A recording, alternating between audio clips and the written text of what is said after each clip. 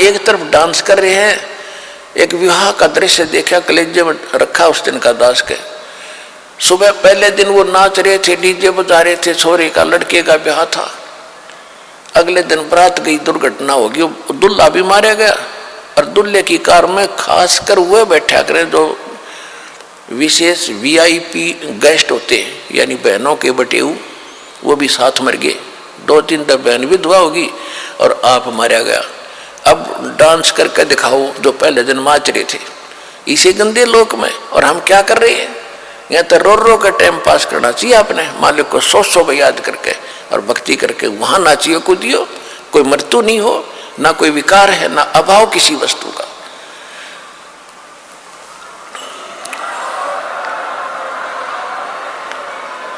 जिन भी महापुरुषों ने सचखंड देखा है, कौन कौन है उनमें से परमात्मा स्वयं आते हैं, दया करते हैं, अपनी प्यारी आत्माओं को, अच्छी आत्माओं को मिलते हैं, उनको सचखंड ले जाते हैं, अपने से परिचित करा के फिर छोड़ देते हैं कि अब गीत गाओ, सुनाओ इनको सच्चाई, गवाह बनो मेरे। आदरणीय धर्मदास साहिब जी को ऐसे परमात्मा सचखंड लेकर गए थे, फिर छोड़ा था। वो कुर्बान हो गए भगवान के नाम पे, और उन्होंने इतना मोटा कबीर सागर लिखा, भगवान की महिमा जो सामने घटी थी। आदरणीय मुल्कदास साहिब जी को भगवान मिले और सचखंड लेकर गए। आदरणीय दादू साहिब जी को भगवान मिले, सचखंड लेकर गए, छोड़ा सतलोक से। आदरणीय नानक साहिब जी को बेई नदी से परमात्मा जिंदा महात्मा के रूप में, जितने भी महापुरुष को कलयुग मिले हैं जिंदा महात्मा के रूप में मिले, और सचखंड ले गए। 3 दिन तक वहां घुमाया फिराया और तो तीसरे दिन वहां पे छोड़ दिया। उसके बाद नानक जी ने आंखों देखा और यहाँ की इस लोक की फिर उस लोक से तुलना करके बताई। उसके बाद वो इतने उदास रहने लगे। ऐसे गरीबदास साहिब जी को भगवान मिले थे छुडानी में और सचखंड ले गए, फिर वापस छोड़ा। उस प्यारी आत्मा ने कलम तोड़ महिमा गा रखी अपने भगवान कबीर साहिब की। आदरणीय गीसा दास साहिब जी को गांव खेखड़ा, जिला बागपत, उत्तर प्रदेश में। तो नानक साहिब जी को परमात्मा जब ऊपर से नीचे छोड़ा और उस लोक को देखकर परमात्मा ने उनको कह दिया था कि अभी सतनाम बताना नहीं किसी को, और सतनाम बिना मुक्ति हो नहीं सकती, और सारनाम साथ होगा। तो नानक साहिब जी को जो वापस छोड़ा और परमात्मा ने जब वहां कहा कि मैं बनारस में हूँ, काशी में, और एक जुलाहे का कार्य भी करता हूँ और वहां अपना ज्ञान भी प्रचार करता हूँ, यही ज्ञान जो मैंने तुझे बताया।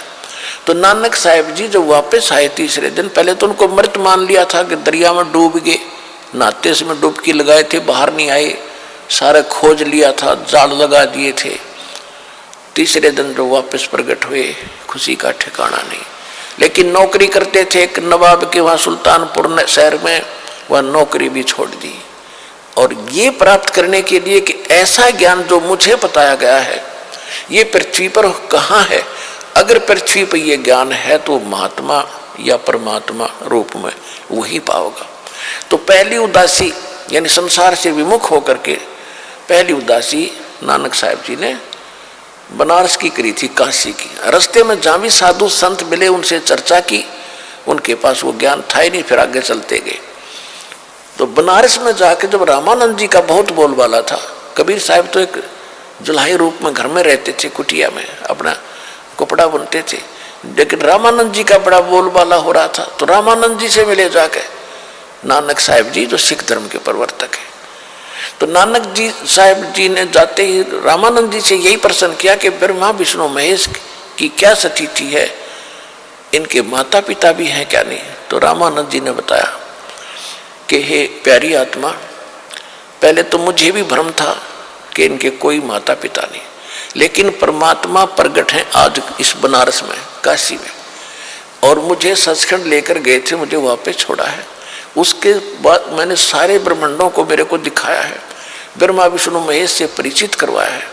आज मुझे पता है कि ब्रह्मा विष्णु महेश नासवान है, इनके माता पिता है।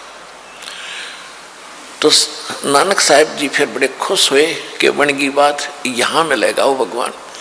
अब देखूंगा कि वो जो सतलोक में था वो ही है या कोई और रूप में है। तो परमात्मा जिस रूप में वहां मिले थे उसी रूप में ऊपर सचखंड में जाकर और तख्त पर विराजमान हुए थे जिंदा महात्मा के रूप में। और जो तेजों में भगवान थे वो खड़े हो गए थे और वो उस जिंदा वाले परमात्मा के रूप में सारा तेज समा गया था।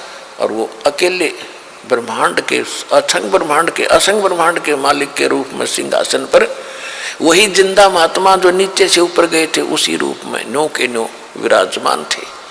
उन्होंने कहा था कि मैं काशी में कबीर नाम से, जुल्हा धानक नाम से वहाँ लीला कर रहा हूँ और वहाँ आ जाना, सतनाम दूंगा। सतनाम बिन मोक्ष नहीं। सतनाम 2 अक्षर का होता है, इसमें एक ओम है, एक और गुप्त मंत्र है। जिसको सतनाम प्राप्त है वो जानते हैं।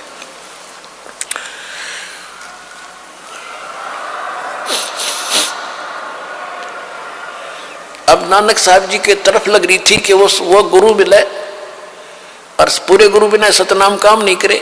सतनाम श्री वाहिगुरु, सतनाम श्री वाहिगुरु, सतनाम वाहिगुरु सत, कि वो ही गुरु मिला जो भगवान रूप है और सतनाम मिले मेरा कल्याण हो। अब गरीबदास जी ने कहा कि झांकी वे कबीर की, झांकी माने नजारा। जैसे 26 जनवरी पर आप देखते हो कि ये पंजाब की झांकी आ रही है, ये राजस्थान